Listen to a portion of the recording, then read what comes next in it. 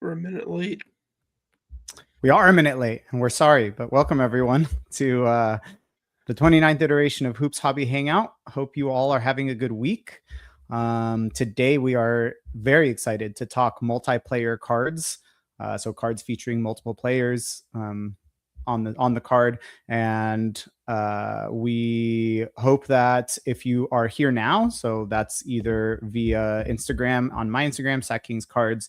If you want us to move over to the Hoops Hobby Hangout Instagram, make sure to give that one a follow or encourage others to do so. And once we get to 1,000, we can share there as well, or go live there as well, or on YouTube via Hoops Hobby Hangout on YouTube. And the QR code up in the screen if you want to join us to share your cards. We have lots and lots of cards to share ourselves, but also from those of us who are from those who have shared with us via social media over the last few days. We're missing Ryan again this week, but happy to be here with Adam and Steve. So before we jump into the talk on the multiplayer cards, how you guys been? What's the updates? Adam's doing great because Jaylen Brown got double teed and kicked out of a game on national TV the other day. So Adam, why don't you take it away? I have no updates, so I'll just set the table for Adam, and he can share any updates he's got. Sorry, he got I what? wasn't going to bring that up. My disdain for Jaylen Brown is well recorded, but he got back-to-back. He got back-to-back text Joe. He got kicked out of a nationally televised game against the Spurs. Oh yeah, I wasn't upset by it, and I definitely got a chuckle about it, especially the way it happened. It was just silly, but yeah, just funny. But so, like, do you just dislike him, or do you feel like he's overrated, or both? I truly don't have any ill will towards him, like as a person. It's just the fandom of the Celtics sees only the positives that he brings to the table overwhelmingly, and they miss the foolish decisions he makes 90% of the time.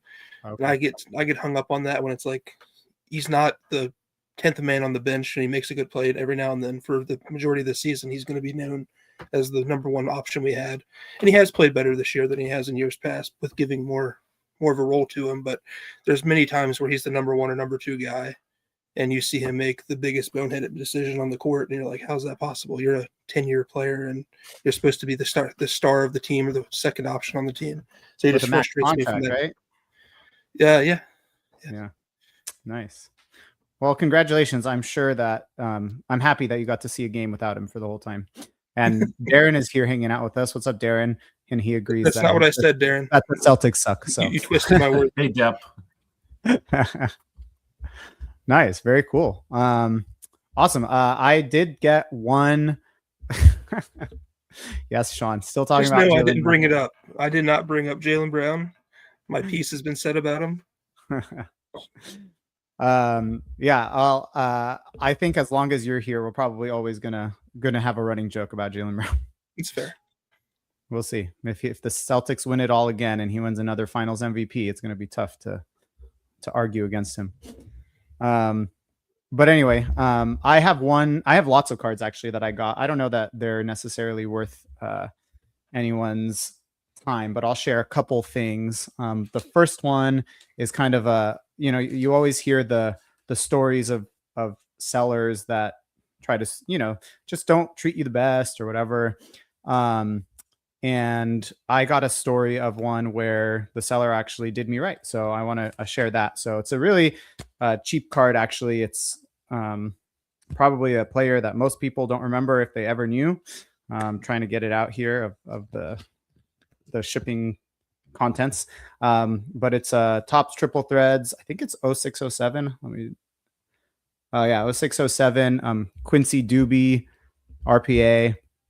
Obviously not a card that anybody probably even knows, or a player anybody even knows. Let's see if we can get that focus. There you go. But I mean, I think it's a well-designed card. It's the patch RPA out of 25. And it's got the cutouts with the patch in the middle. It's got the RC like rookie card cutout with a basketball cutout in the middle. And the reason that I bring it up is because it was shipped eBay standard shipping. So in like the envelope or whatever, maybe after 2 or 3 weeks, it didn't come in. And he actually was the one, I know to be patient with those, but he was the one that reached out and was like, I've been getting a lot of these lost in the mail. I'm just going to refund you if yours didn't show up. I told him, yeah, it hasn't shown up yet. And so he refunded me. I even told him, I was like, I can wait. I know that this stuff takes a while, but yeah, so he refunded me. It came in the mail this week. I reached out to him. I said, hey man, it came in. I don't know the process on eBay if you can undo a refund, but I offered to like repay him somehow or whatever. And he just said, you know what, just keep the card and don't worry about the money. It was like maybe $5 shipped. So, a cool story of a guy that, lost out on a couple bucks. It was probably a small card for him, but it was nice that he did that. Yeah, appreciate hearing that stuff. So it's good to know that there are people out there that do right by, the process. Yeah, and I'll bring up. Oh, thanks, Sean. Yeah, I'll bring up Sports Cards Live again here in just a minute. But it was one of the things that came up last week on Sports Cards Live. Jeremy Lee's Saturday night show is the negative stigma that comes with selling, and one of the things that I actually brought up in the chat was, I think one of the negative stigmas with selling is like trying to milk every cent out of every card for the purpose of like profit or ROI or not losing money on a card. So yeah, it's definitely cool when a seller does that. The other one that I got is a card I've been looking for a while. There's been one listed on eBay for like $60 for months. And I was like, I'm not paying $60 for that card. And then I end up going up for auction. This card, it's a 2015-16 select premier die cut gold of Marco Bellinelli. So it's the first year of the premieres. I think before that, they didn't have the premier courtside concourse breakdown. So it's the die cut that kind of looks like a shield, and it's kind of a nice bright gold of Marco Bellinelli. It was his one season with the Kings, and I didn't realize this until I got it in, but his jersey number with the Kings was 3, and I think with the Spurs too. And so this is jersey number 3 out of 10. I thought that it went for more than I was expecting it to go. So I don't know if I paid like a jersey number premium, which I actually like. I don't care for jersey number. But I was like, I haven't seen it I haven't seen one that was affordable for a while. So I just jumped on it and I paid it. And so, yeah, but I really like, someone mentioned, Sean mentioned he loves the die cuts. I love the premier die cuts. Like the premier die cuts to me in select are probably the best designed selects from the whole like trilogy of concourse and courtside and stuff. So I love the die cuts. And then Darren mentioned that triple threads 0607 is crippling for a player collector. Are there a bunch of different versions? I think I've seen like a ton of variations. Oh yeah, there's multiple 101s in different colors, and they never pop up, so people think, oh, I found a really slick like 101 of Paul Pierce, whatever, and they'll buy it, and then people will be, they're messaging them saying, well, just so you know about that 101. There's 101s out of 3s, and there's different like cutouts for the windows, there's different foil colors, black short prints, green short prints, etc. So it's a pretty large checklist and everything. It's kind of like what Leaf does now with some of their autos and relics. Everything's a short print, but there's multiple iterations of all the short prints. And Deb, if I said any of that wrong, feel free to correct me in the chat, but I think that's pretty much what he's getting at. Yeah, I remember. Sorry, go ahead, Adam. No, I was saying I would assume that's what he means. They made it where everything was like more short printed than the average set. Like all like the hits are to 36 or less, but there's just a million variations. Wasn't there one that was actually called like white whale variation or something? The printing plates, yeah. So yeah, there are a bunch. I remember seeing some and like reaching out to collectors and saying them sharing something similar. But yeah, so those are kind of my cards that came in. Just I guess a couple other things. One card related, the non-card related thing is I am 48 hours off of taking 100 teenagers to Knott's Berry Farm, like a theme park for our annual engineering day. And it was chaos, but it was a day off of work, which was nice that I got to spend at Knott's Berry Farm. But more importantly, I had mentioned to you guys, Adam and Steve, a while ago that Jeremy Lee had invited me to go on the Sports Cards Live. We actually had planned it. I don't know if I had mentioned to you guys the date, but it's this Saturday. So on the 14th, I'm going to jump on with him. If anyone doesn't know what that show is, it's actually like a really, really highly watched show. He usually has 150 150 to 180 people in the chat at any given time. It's kind of talking about collecting thoughts, hobby news, all that sort of thing. I really like Jeremy. He's a really cool guy, really cool collector. And I like that it's similar to ours show. It's kind of focused on cards, focused on collecting rather than the like business branding, whatever aspect of it. So I don't necessarily, I don't know if it's worth mentioning, but I mean, while we're here, I guess if you're interested in checking it out, it's a great show. If you're interested in repping kind of our little hangout and our little community of modern basketball people, feel free to join it. It's on YouTube, Sports Cards Live every Saturday at 7 Eastern, or sorry, 7 Pacific, 10 Eastern. Oh, that'll be fun for you, Joey. Glad you. And I don't know if I'll check it out live or check it out after the fact, but I'll definitely tune in and see what you bring to the table. I haven't followed Jeremy's stuff in a while. It's just got to a point where there's too much content. But I agree. Yeah. When I used to tune in, it was a fun little hangout, and he has a different perspective on things. I think he used to own a shop, I believe, or maybe does own a shop. He's a big hockey collector, so he has kind of a different lens there. So. Yeah, definitely. I'll give you a check, and I'll let you know what I think. I'll get back to you. Yeah, give me all your criticism. Sorry, what's up, Adam? No, I was gonna say I'll try to check it out live. You said 10 o'clock Eastern. Mm-hmm. Okay. Yeah. Yeah. It's he. I don't know if he ever owned a shop. The thing that put him online, or it jumped him into the online game or whatever, was, I don't remember exactly the time or the year, but there was a vintage hockey group, I think, and he wanted to, like, he just asked on Facebook, a vintage hockey group, if he could go online and sell some cards. And it ended up becoming a thing. Like a lot of people enjoyed buying cards from him on Facebook Live or whatever.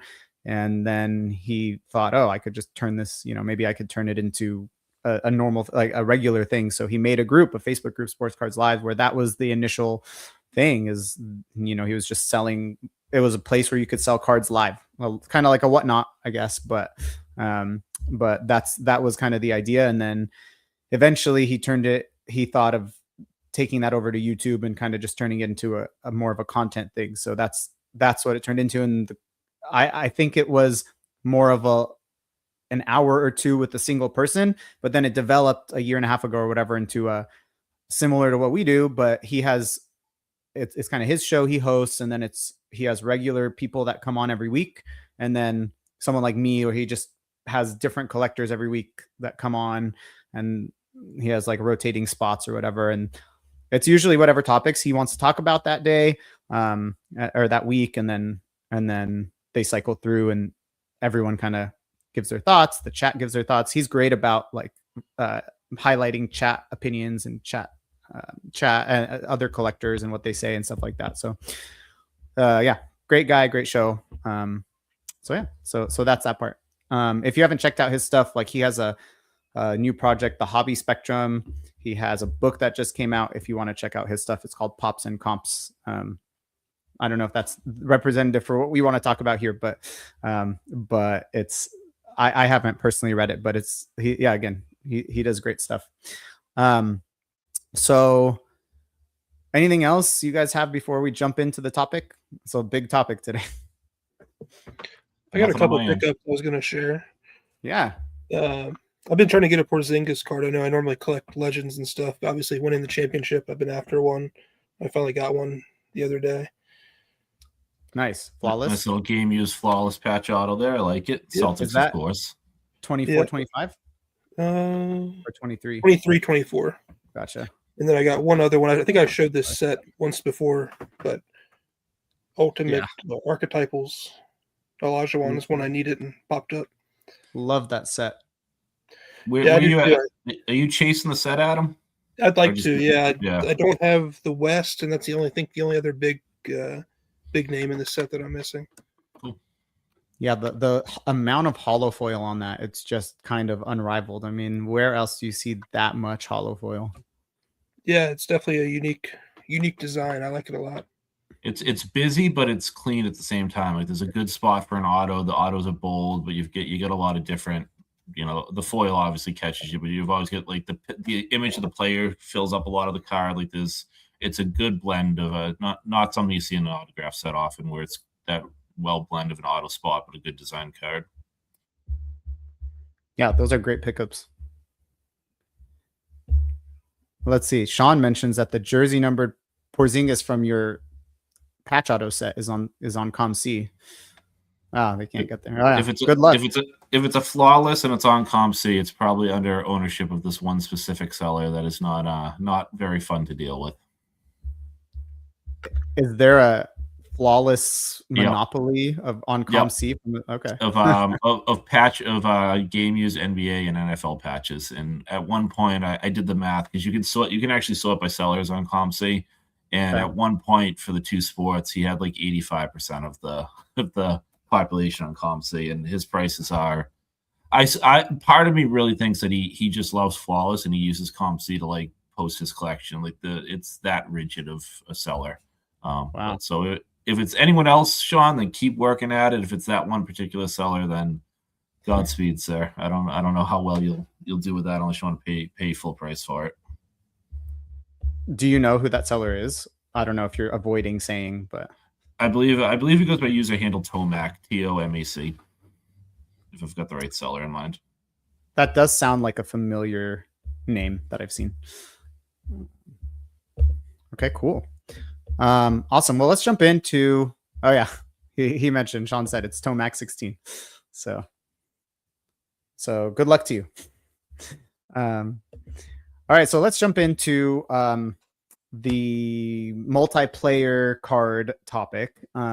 It's cool because I know, Steve, you kind of do a lot of Celtics and Crowder collecting. I'm obviously Kings collector. Adam, you're all legends all over the place. So we kind of have some different perspectives. Again, just another reminder, if anyone's here right now, QR code, I put the link at the top of the chat. I'll put it back in again if you want to click on it and join in and share cards. And we have some from Instagram ready to share as well that people shared. But I guess my perspective, or my question, I guess where we can start, unless you guys want to take it somewhere else, is kind of like, how do you feel about multiplayer cards?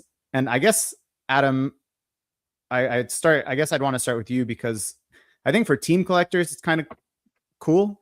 I think that's obvious why it would be, but you don't collect a specific team. I know you kind of lean towards Celtics for some things, but kind of where do you feel like they fit in your collection? I've always loved multiplayer cards. Obviously, they have to make sense though, because I feel like for a long period of time, most of the ones you saw were a rookie paired with a legend at a similar position or from the same team or something like that, and those are like feast or famine. You can get lucky. Like, as an example, I have like an Adrian Peterson in football that's signed with LaDainian Tomlinson and Emmitt Smith. That could have been Kenny Irons in 07, and that would have been a horrible card overnight, basically. But we got lucky, and Adrian Peterson became a legend and fit the bill. But like, those are pretty tough. But when they do make sense, or they tell a story, or they combine two different legends or two different players that have a storyline that kind of is cohesive with each other, I think it's like the perfect card, and I love them. So do you kind of have a preference one way or the other between something like that, where they're greats that are connected from different eras? Do you prefer them to be contemporaries of the same era? Does it not matter to you? Kind of all of the above. It just depends. So, like, try to think of an example.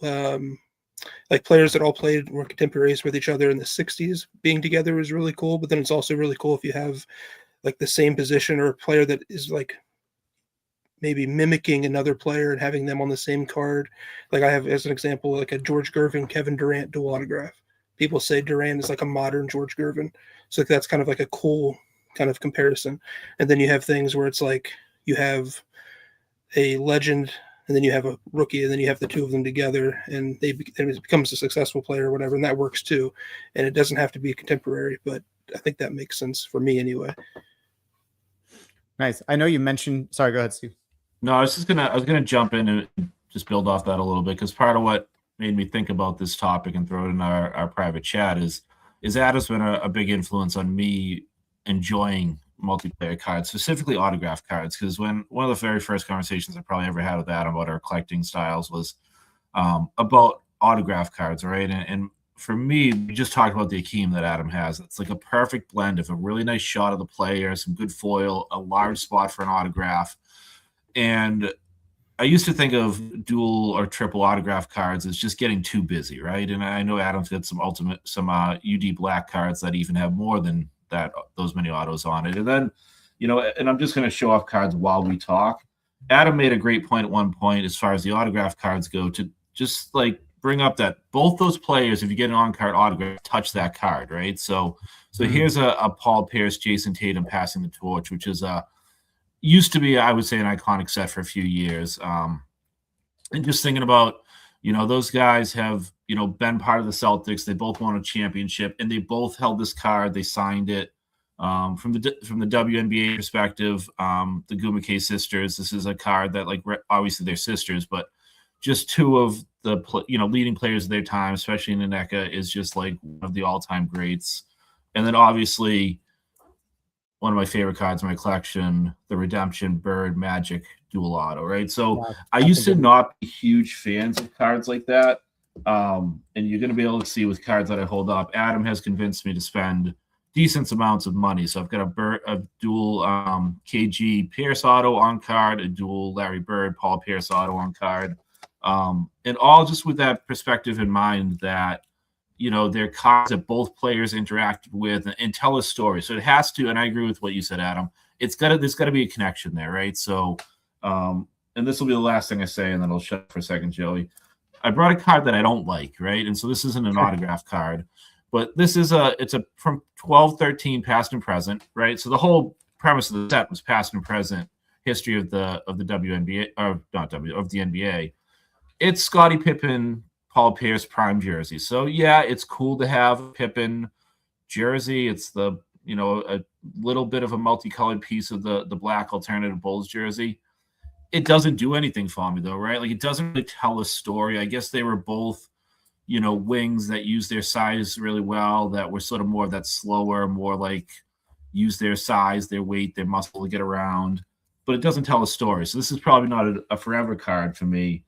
Whereas something like a very similar card from the same year, I've got a Paul Pierce, LeBron James matchup, right? And I wish it was a Cavs card, because the second round of the 2008 playoffs in Game 7, Pierce and LeBron had one of the all-time great duels in NBA playoff history.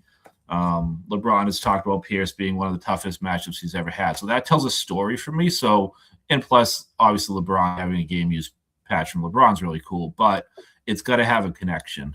So I have a little more leeway with the autographs because the players interacted with it. Patches, I'm very rigid on. It really has to have a strong connection for me to want the card. So just wanted to give Adam a shout out there, because, like I said, a lot of my appreciation for multiplayer cards really comes from some of the stuff he's shown over the years. Yeah, Adam, nice work. Spending my money for me. Well, it's always nice when you get to enjoy spending someone else's money and doesn't take out of your wallet. It's rare that happens. I'll take it. Yeah. Yeah. So Sean's weekly shout out at 12:13. What's up? What's going on, Drew? How you doing? Yeah, I think what you guys said makes a lot of sense. I think you're right. Like the Pippen and Pierce, there's just not the logic there, I guess. And I guess I'll throw in that from a team collector's perspective, it's kind of the same, right? I mean, I could show you days and days of multi-Kings cards that I've got, and like, and it makes sense. Like, I'm just going to throw out random ones in a pile that I have here, like same sort of thing you're talking about. So this is a sticker auto, unfortunately, but it's like, this tells a story of 3 teammates, right? So 3 Kings teammates in the mid 2000s. And this tells a story of some, Stojakovic, Peja, and Sharif Abdurrahim, like teammates that played together. And it makes sense that you're like chronicling the teammates together. So I agree. I mean, it goes well. I don't know, Steve, if that affects or how that plays into your Crowder collection. Or is it kind of the same thing? Like, you probably pick them up. Do you pick up any Crowder multi? Yeah, I pick up any Crowder. I mean, obviously he's a role player. He doesn't have many multiplayer player cards. He was in one set, and it's one set that I do appreciate because I think it tells the story of the hobby. So this is in it. I'll tell a funny part about the Crowder collection. So this is National Treasures 11-12. I don't even know what they call it, but authentic signatures. And then what this represents is they had one player from the 2011 draft class and one player from the 2012 draft class, both on the same card. And I think that's really cool because that was the lockout year. So they didn't have rookies in any of the 2010, 2011, 2012 sets, right? They weren't rookies. So they had the dual rookie class in 12-13. So I think that's kind of a fun way to look at it. That gives it more of a hobby connection than it does player connection. But when I started going on Instagram and saying I was super collecting Jay Crowder, I honestly got more people sending me listings for Kenneth Faried cards. So having a Faried Crowder dual auto also fits my collection pretty well. But yeah, he has some and I'll kind of just challenge you a little bit, Joe, with like the Kings card you just put up. He's in some multiplayer patch sets that, with like Avery Bradley, Isaiah Thomas, etc. If I wasn't super collecting Jay Crowder, I wouldn't go after those cards because I would rather have an on-card auto for each of those three players separately in your case, or an Avery Bradley patch separate from a Jay Crowder jumbo patch and get like nice cards of each of them that maybe have larger patch windows or on-card autos. It really has to be a meaningful connection that ties the players together. And obviously them playing on the same team does. But like with ultra modern cards, like there's some of the really popular ones recently that have been like in Adam, correct me if I get the players wrong. I believe it's Al Horford, Jason Tatum, and Jaylen Brown all have a triple patch. But you can also they all have plenty of jumbo patches in recent products, right? So I would rather have one nice patch of each of those that have all three players on one card with tiny little patch windows. So I see things just a little bit differently. And I guess it also depends on availability, right? So if the three players never had autographs and the only option was for a nice looking one was a dual or triple, and maybe it's a sticker, fine. But I do try and spread it out a little bit. And if there's options for, individual cards that can still represent the same part of like that team history, then I'll usually go for those. Yeah. I mean, it's an interesting point, and I think it kind of highlights the differences in approach we take to collecting our teams, right? Because we had talked, I think it was around the trade deadline, we were saying, if one of our team's players gets traded, it affects the way we collect in the sense that that doesn't affect me because I still want those players' cards. And you were saying, Steve, like outside of very rare instances, you will just keep maybe your favorite card or two of a player and then move the rest. So like for me, I say, why not get that triple patch of Horford, Tatum, and Brown, and then get individual patches too, but obviously there's only so much you can pick up, whether that's for space or budgetary reasons. But I think it's an interesting point. The one response I guess I would say is, I don't know. I think for me, especially if the write-up on the back kind of talks about those players playing together on the team, I feel like there is something to say. And maybe that's because I don't have necessarily, if I had like a display, and I have the display behind me, but that's like for my patch set. If I had a display of like Kings, and maybe I'll develop that, whatever. Right now I don't, whatever. Maybe that would be more appealing, displaying three autographs like a Garcia, Bibby, and a Miller autograph full card next to each other would be more meaningful than the triple auto. But for me, again, I'd be thinking, well, why not have all three of them and then the triple auto next to them, right? It's fully comprehensive and encompassing. So yeah, I don't know. It's an interesting thought. I don't know if you guys have other thoughts on that topic or idea or whatever. I'm happy I like to talk pushback, but to kind of be in the middle there, I think the idea of if you can only have one, picking one or the other. I see Steve's point where I would rather have probably a singular card for each person if that was what it needed, because like if you do like the triple, you're still missing other key elements of like the championship. So that would be like, to me, kind of leaving some guys out on it. So I would probably prefer the single card, but I've always been kind of yes, I'll take another type of collector. So I'm not someone who's trying to keep it down to a minimum. Thank you, ma'am. Can I have another? Yeah, like I'm not opposed to having many multiples of sometimes even the same card or the same players. So it wouldn't be something that would hinder me, but I definitely wouldn't only have a dual auto for most players. So like in the Hall of Fame chase that I've done, I want an on-card autograph of every player singularly, and then I'll also have things in addition to that that make sense or tell a story or whatever it may be. But like the basis is I want a single signed autograph that looks nice on card, and then I build off of that if I really like the player, it's an affordable player, whatever it may be. Yeah, and I think that actually is a good point because I guess the same logic kind of applies to you, right? You could be very much in the case where you just want the individual autos and those dual or triple autos don't appeal to you. But yeah, I mean, you said you love multi cards of the legends, so I mean, I think I guess you're right. You probably are somewhere there in the middle.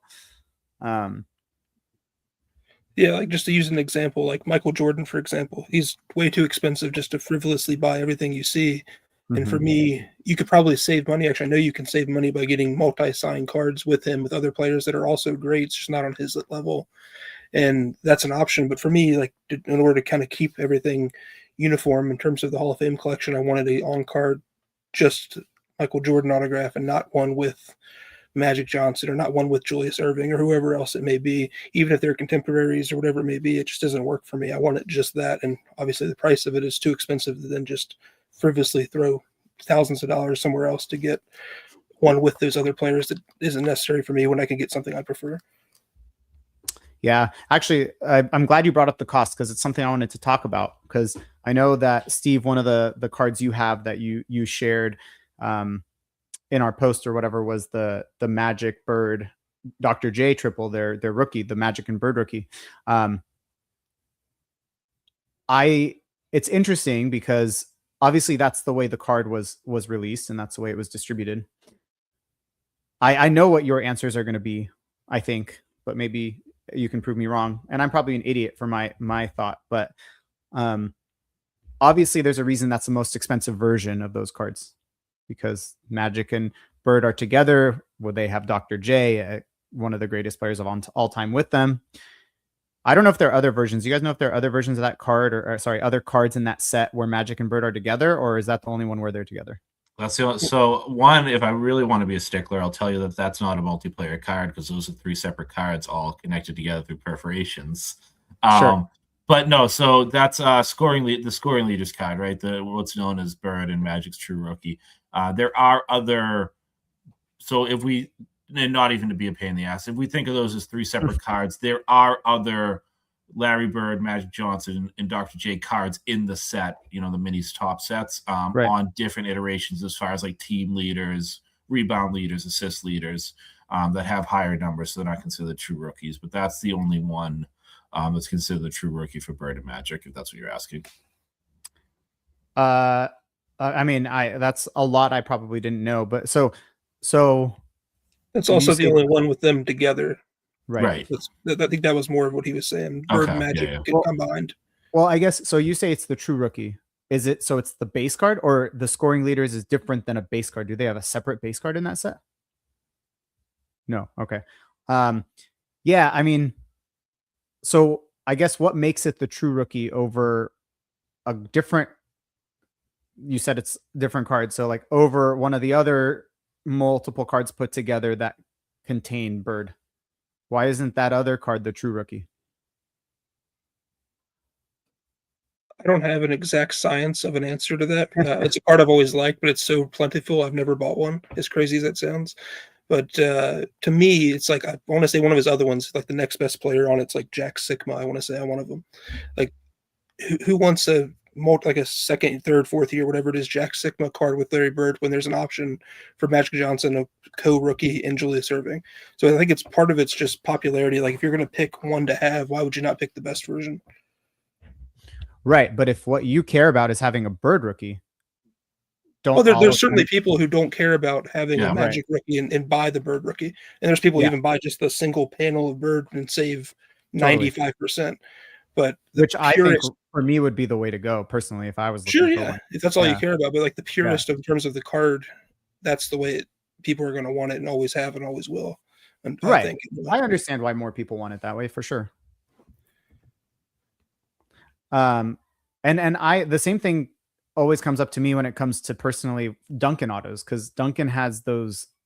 You guys can correct me if I'm wrong. Is it the 98 cosigners where maybe it's 99 cosigners where he's with such random people like Jason Elton Brand, I think, on one. Elton Brand on one, I think Jason maybe it's a Williams, Jay Williams. the Nets, Jay Williams, Yeah. on another. And I'm like, dude, that's I those cards. I think I saw one go once, and I regret not buying it for like $180. Him and Jason Williams, and I don't have a Duncan auto. I would love to have a Duncan auto, and it doesn't matter to me if. Oh yeah, there you go. I mean, that's probably not one that's going to be cheaper. The Duncan and Gervin. It's not. I just Yeah. You were saying it was sitting on top of the pile next to me, so I had to grab it. Sure. Yeah, any excuse to show that baby off. So I don't know. I guess my question is, or I guess like my point is, one of the great parts of multiplayer cards, like you mentioned, is that they could make it cheaper. And Chris mentions in the chat, always go with the cheaper option. Like, again, sure. Are there some Duncan autos I would prefer from the late 90s that are probably triple the price? Yeah. I don't know that that's worth it for me. Duncan's not my main PC, whatever. But yeah, I don't know. Just some thoughts. I don't know if there's anything else you guys have on the cost and the affordability in some cases of the multi-auto, or if there's anything else to add. But for me personally, I would rather not have something than to buy a version that I don't prefer. So like Sure. I went without a Jordan autograph for years, and I had ones that I didn't like over the course of that time, and I always sold them with the end goal of having one that I liked, not just saying I have a Jordan autograph, but I have one I liked. So that's kind of how I view it.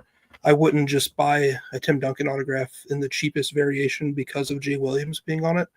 Even though it is cheaper and you do get a Tim Duncan autograph, I'd rather kind of save some money to the side and buy one that I really like that doesn't have kind of a sore spot on it, if that makes sense. Yeah. But on the flip side of that, when you buy dual autographs that are like really good combinations, like I have a Tim Duncan Shaq, for example. Nice. You can buy a Shaq auto for $100. You can buy a Tim Duncan auto for $700, $800 at the basis point, and that's probably like $4,000 or $5,000. So like the price just jumps rapidly when you start getting unique combinations that make sense like that. So there's definitely a huge premium for them, but at the same time, I think the premium is warranted when it's not something that's being replicated every day. And that's one thing that stunk with that one. I bought that card, and a month later they signed him to Panini. So it kind of hurt when I was like, I thought I waited long enough, this would never happen. And then like instantaneously, like within like probably 2 weeks of me buying the card for thousands of dollars, it came up that he signed with Panini. So I'm like, of course, this is what I get. I waited 10 years to buy one of these, and right after. But it didn't sour it for me. It's at least a playing era card, which I do think is something I prefer as well, is getting a card from their era of being in the league. Sure. Yeah, it makes sense. There's a conversation happening in the chat that will be maybe a nice segue. Steve, you mentioned that you were collecting the full set of the 1980 tops. Do you want to kind of talk about the conversation you and Drew are having? Yeah, it's just we were just sidebarring about the idea of buying single panels from that 1980 set, and you brought that up, Joe. And I've started and lost track of multiple times over the last decade or so of putting that set together, actual individual panels, and putting them in numerical set order.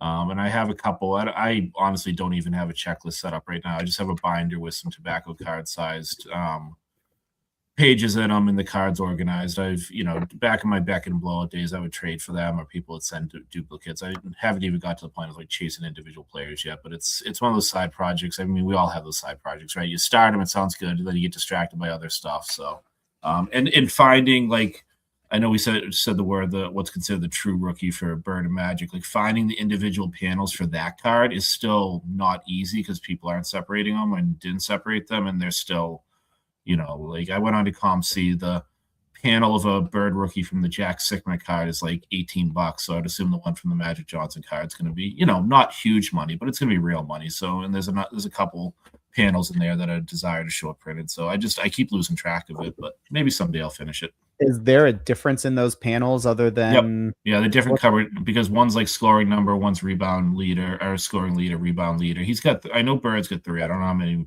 different cards Magic has, but they're all different images and colors to the fonts and stuff. Oh, okay. Very cool. Different card numbers. Is there a place you guys wanna So I something that just you want guys? to I just want to give a quick shout out, and I was thinking about this, and I didn't bring any, but we would be remiss if we didn't talk about it. A minimum 92, 93 Fanimation, Larry Bird, Michael Jordan comic card, right? Like that was an entryway for so many of us. But what I was thinking, and I didn't bring my 90s binder down with me, but when I was a kid, I multiplayer cards were they were rare and almost like an all-star game where you never got to see the players until the all-star game or ESPN rolled around. Getting some of these multiplayer cards, I personally really appreciate. So like Hoops used to have the versus cards like Olajuwon versus Shaq. There's like a Morning versus Shaq one, which was just a common insert, but stuff like that was really cool.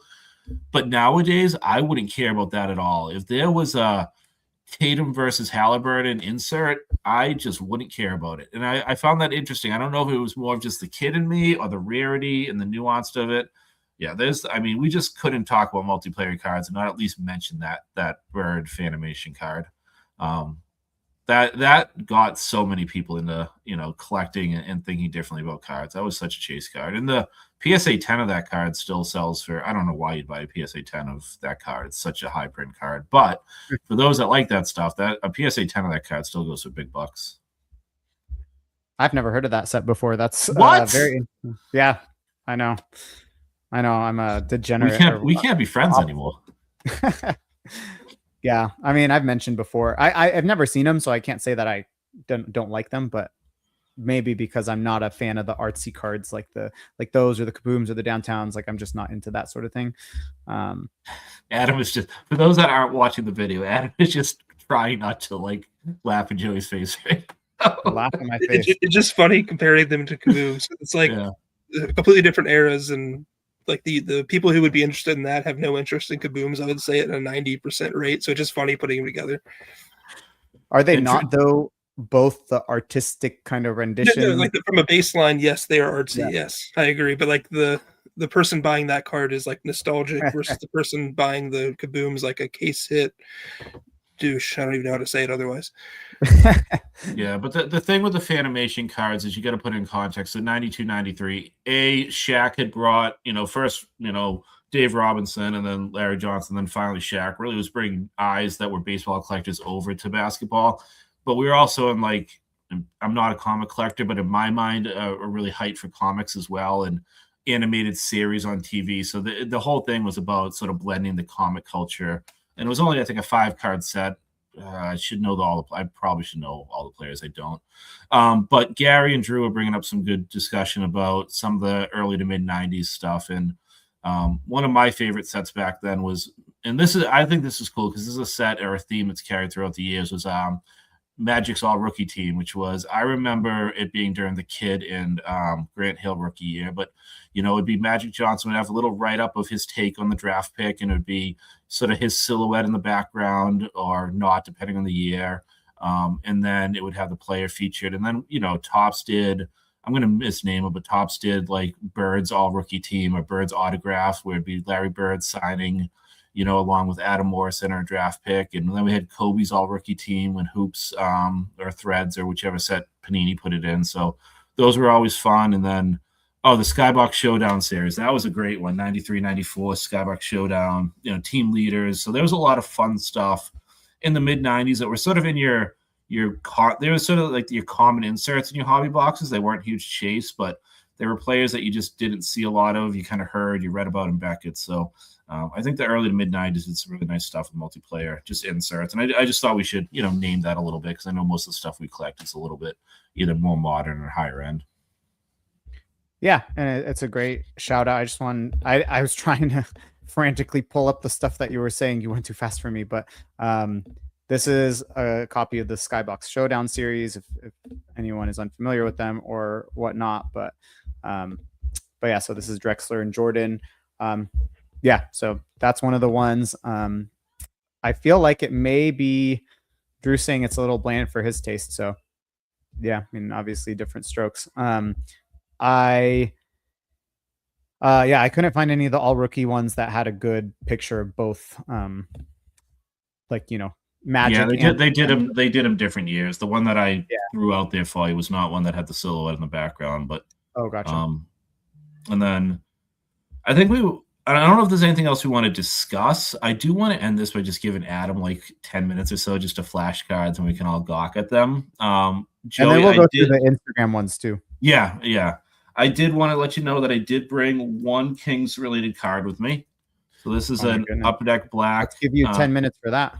Quad game use. So I love the 98 draft class. I think it's underrated. So I do pick up cards that represent that draft class. So this has, what is this number data? 15. So this has Vince Carter, Paul Pierce, Dirk, and Mike Bibby on it with cutouts of 1998 and then little jersey relics in there. And then I brought my two most unique multiplayer cards. And a buddy of mine, Dan, the Itch for Cards, brought up, I think he was when he was on Kyle's podcast, about maybe the Topps Fanatics license will allow us to get back to multi-sport cards. So here's a Upper Deck City Stars multiplayer card that has game-used relics of Tom Brady, Pedro Martinez, and Paul Pierce with cutouts in the shape of stars. So, maybe that could be a positive for Topps Fanatics, is not just within sports, but across sports, and really recognizing. I mean, for Boston, this represents a huge, time in Boston sports in that early to mid 2000s. And then easily my most unique multiplayer card is this Tito Horford, Al Horford, father-son autographed Upper Deck Black. Tito's in a Milwaukee Bucks uniform there, and Horford's shown on draft night. On-card auto, silver paint pen, Upper Deck Black, holofoil. Not too many like this, and this is definitely the most unique dual auto in my collection. Just an oddball card. What's up, Depp? What's up, Darren? How you doing? I'm good, man. I know I'm late to this, but I figured I would play along. I love that Horford Black duel you got, Steve. I know. I think you're aware. I've got the Mike Conley yep. Jr. as well. Yeah, it's one of my favorites. I can't compete with Adam either, but I figured I would. That's why I was rushing to get my cards in before we let Adam go.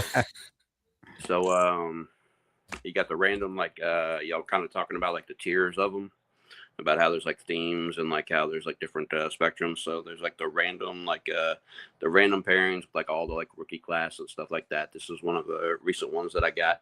It's Mike Conley, Derrick Rose, OJ Mayo, and goodness, I forget the other one. Oh, Brandon Roy, the rookie of the year. Yeah, forget that guy. Wow, during the rookie year, that would have been a retirement card for some people. That was a huge hit. I would have never gotten my hands on it. Yeah.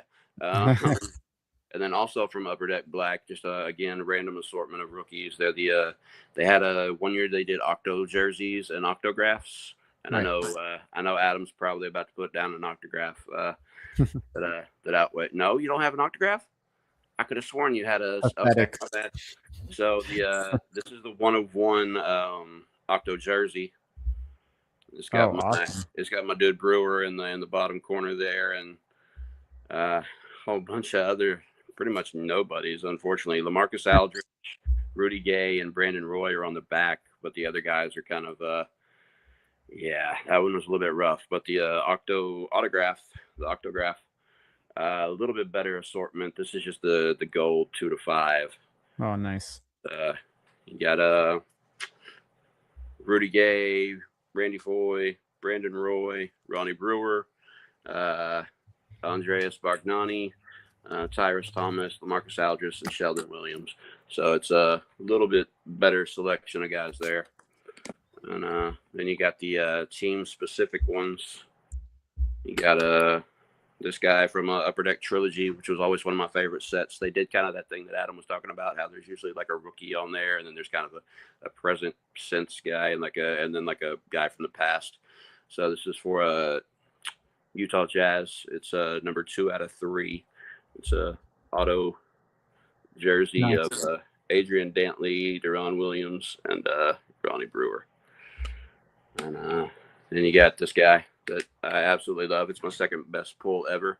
Houston Rockets, number 9 out of 10. It's Akeem, T-Mac, and Yao. And you pulled it, huh? Yeah. Driving back from New York, I stopped in a random shop and pulled one pack and got that guy. And then this one, just for the history of it, is awesome to me. But it comes from Dominion, which is also a great set.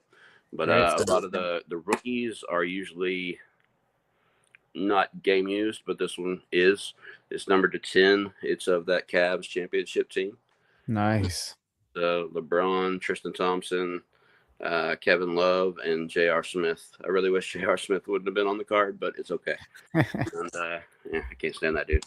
And then this one, which is the bane of my existence, it's from Black Box Elite. It's from the Lakers, and it's got a finals patch from Derek Fisher, which I love. But it's numbered out of 49. But that Kobe Bryant, that patch from an All-Star game, is actually a Rajon Rondo patch, and the Rajon Rondo patch or card has the Kobe patch in it. They're backwards if you which I absolutely hate because Rajon Rondo is my second least favorite player of all time. How did you figure that out? Right after Kevin Garnett. How did you figure out that they were swapped? Well, if you look at Adam's screen, they're from All-Star Jackets, different colors for the different conferences. And the Western Conference had gold, and the Eastern Conference had silver. And if you look at the cards, it's backwards, and they're the only two that are swapped. Every other card is correct. So yeah, it's kind of like a damn. What do I do? And I've got two of them too, so that makes it even worse. And then there's team versus team sets.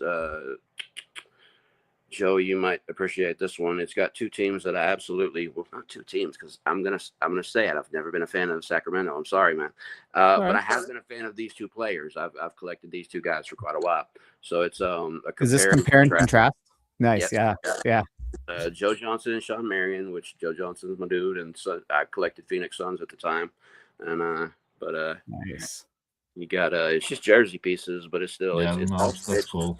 It's All-Star game pieces for I think 3 of the 4 as well. So and then on the back you got Brad Miller and Casino Mobley. Very nice. Which, like I said, I love both of those players, but I just can't with the Kings, man. Can I cut in just to troll Depp a little bit, and so I got a team versus team card too. It's SP Game Used 4-on-4, and we got a nice relic from Kevin Garnett and Rajon Rondo right there on the front of this Paul Pierce jersey numbered card, and on the back we've got those going up against the Knicks. So just throw a little more Rajon for you there. Does it have the Celtics savior Ray Allen? Yep, he's up there. It's okay. Rondo Allen, PSKG. One was on there. I just gotta the one that ran away and won another championship. Just to troll both Adam and Jolie. This one, I got this at the National this year. It's a 2-on-2 patch. Yeah, those are cool. You got the Pau Gasol and Kobe, and then you got those other two guys. That one was pretty nice. That one was probably one of my favorite pickups from National. Super cool. And then you got the more themed ones, and I'm taking a lot of time. I'm sorry, y'all are already like 48 minutes deep. Take it. We're good. So, nobody wants to listen to us. So this one is also from Black Box Elite, like that triple Lakers patch, but this one celebrates the Hall of Fame classes. So this is a triple of just legends: David Robinson, Clyde Drexler, and Joe Dumars. I don't know if y'all can see it in there. Yeah, it's great. It's kind of the counter to the teammate set with the Lakers. They've got the autograph version and the patch version. So that one's pretty nice. That one's numbered out of 10 as well. And then you got this one, which Adam will love. It's some of the greatest dunkers of all time on Upper Deck Black. It's really hard to see that ink unless you hold it just right. That's a great. For all the shit you talked about the Celtics, you can just send that to me. So yeah, that's Dominique and Dr. J and Vince Carter, and can't remember what it's numbered out of, 15. But it's like I said, that ink is hard to get a hold of in the light, but they're there. You've got such an eclectic collection there, Depp. Thank you, man. Adam has a good story about how he failed to get the 1 of 1. If you've never heard it before. And then the ultimate Lakers troll. They all won a championship for the Lakers. They're all high school picks. Numbered out of 35. Nice. Trilogy. Dwight Howard, LeBron, and Kobe. Yeah, that's very cool. It's a really cool kind of connection that they eventually all won a championship with the Lakers. Yeah, that's almost my favorite part, to be honest with you. But yeah. And then just for funsies, I got a football and a baseball. The co-signers, you can't ever fail with them. You got the Randy Johnson and Mike Messina. Kind of like that Tim Duncan and Jason Williams. Yeah, looks very similar earlier, but just better players. I like that they did that. Like that design was consistent across baseball and basketball. I like that they kept that because there's a couple of basketball sets that look very similar to that. Did they do the year where they split the card in half in multiple sports or no? You know how where they put like it was a horizontal card, but they split it right down the middle, and like each player got like half the card to sign, and it turned out kind of funky in basketball. I don't remember ever seeing. I don't think so. Okay, I wasn't sure. And then just to bring Sholey back in, you got a Patriots patch. I love absolute. Worst possible patch is on the Brady, of course, but yeah, you got Wes Welker, the White Larry Bird. You got Tom Brady and Randy Moss. Nothing wrong with that. Yeah, that's all I got, man. Thanks for sharing. I'm glad I got my internet working this time. No, I'm glad to have you here. You just Appreciate coming on. Adam gets to play this time. All right, Adam, take it away. We'll finish with their Instagram shares, but why don't we just open the floor to you to kind of just flex a little bit, because I know some of what you'll probably bring up, but it's honestly it's a very well thought out blend of cards that you go after. I didn't grab anywhere near all of them. I can't do that to you guys, but I did grab a few things from all different kinds of edges of my collection. I wanted to start with a couple football cards. This one. Oh, very cool. Emmitt Smith, Barry Sanders. And then on the back. Oh, jeez. Oh, there's more. Okay. Bill Sayers, LaDainian Tomlinson. All game used. Is that LT at the bottom? What was it? Is that LT at the bottom? LT at the bottom, yep. Okay. That's what I was thinking. His autograph is okay.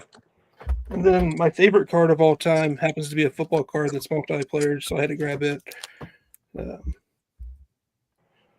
Walter Payton on the front, and then Barry Sanders on the back. Nice. That was like my grail for many years. Like looking in a Beckett magazine as a kid, that was the one I had to have. I ended up getting this around 2013, I want to say. And I've had it for quite a while. But like man, I said, that's high numbered. Is that to 1,500? Only the first 100 are signed. Oh, okay. Yeah, so 1,400 of them are just basically insert cards, and then 100 of them are signed dual autographs. I do think that to me, out of every card ever made, is my favorite any sport. Awesome. Now I'm collecting the following year of that set, but I'm not doing the duels because it's just ridiculous. But I'm just doing the single autographs. But they have like different I think like national show versions and like numbered out of 3 and numbered out of 10 and like random little just like off flyers. Do they have that in your set too, or is that just the year I'm collecting? I've seen some different things like that, and they did some that were like basically conditioned like replacements. So some of these came out of the pack damaged, and you'll notice like the numbering on this is kind of a thin font, whereas the numbering on the replacements is thicker. I've seen that, and I have seen a couple different stamped national cards and stuff like that, but never of this particular duel. I've only seen it of like the Jim Brown, I want to say. Okay. Nice. Now is that foil stamp indicator like true to the whole set, or is that just something you've noticed? Foil stamp in terms of the numbering? You said like some of them are the replacements, the stamping is thicker. Yeah, like the numbering would be like a thicker font. I've only ever seen it on this particular card. Okay. I don't know if any of the other ones ever got damaged, but the other thing too is the images are different for the singles versus the duels. And I actually saw one of these used before as an insert, as a cut for Walter Payton, was the duel with Barry Sanders, which made me cringe. No matter how bad it may have been damaged, it should have been kept whole. But yeah. And then let's see.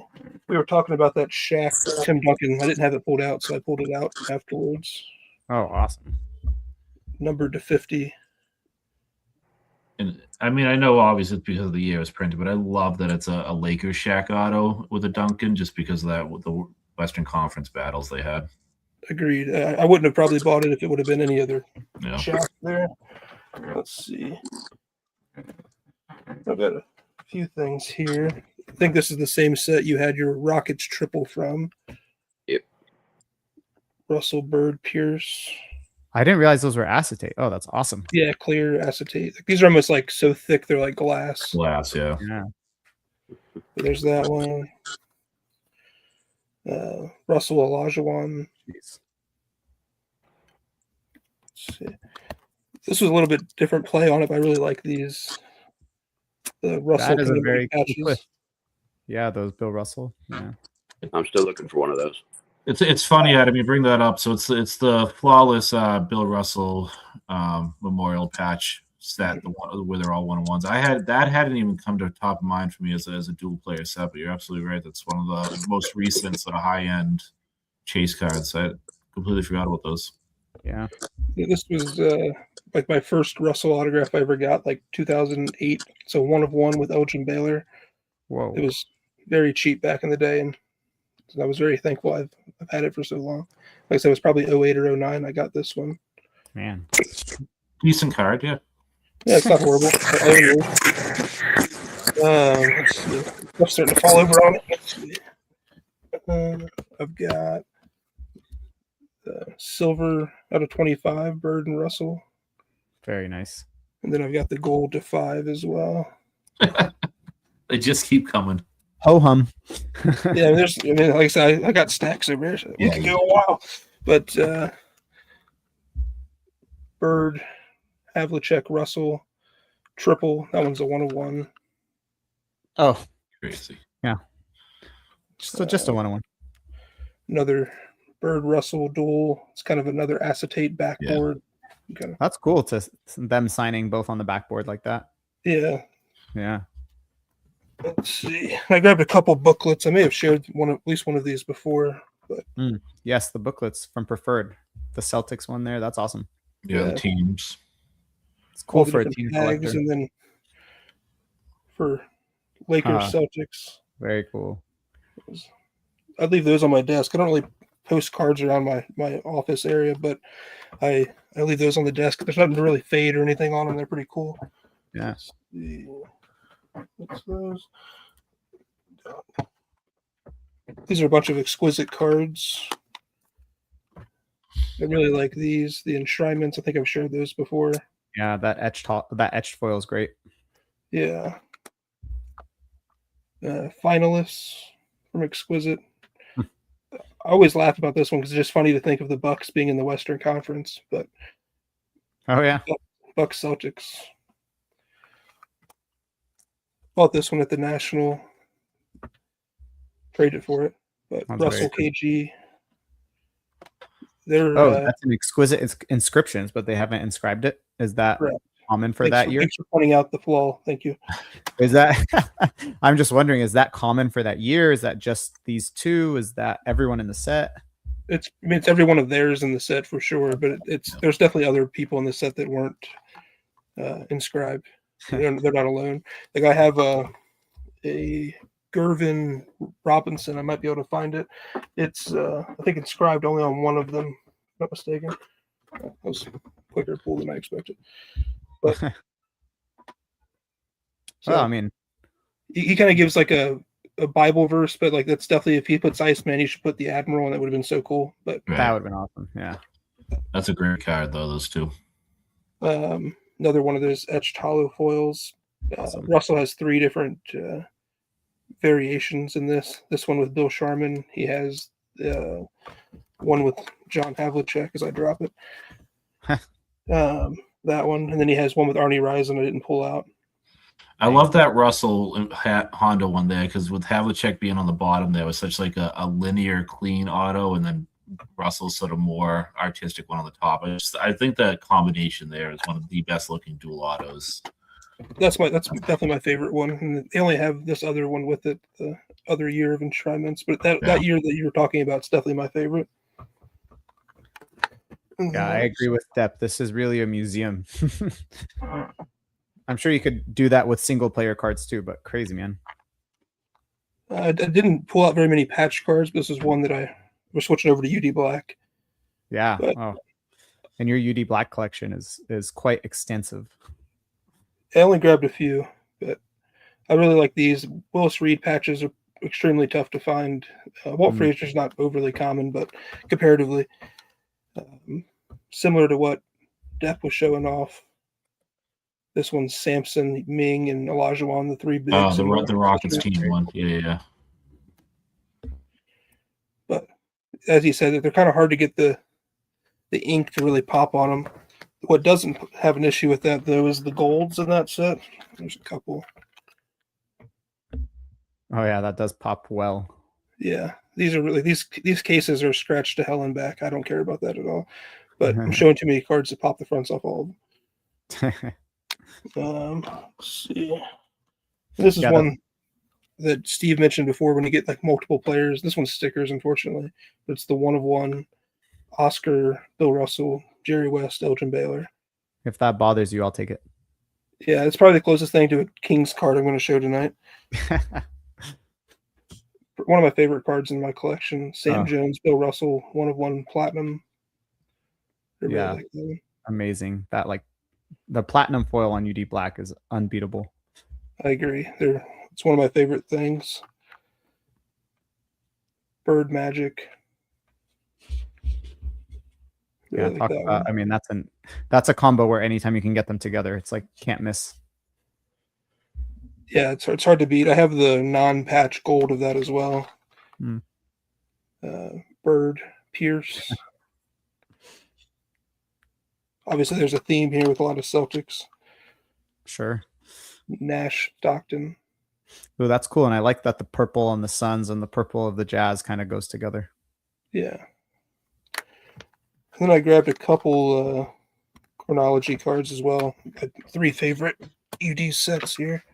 Sit some of these down before I drop them everywhere.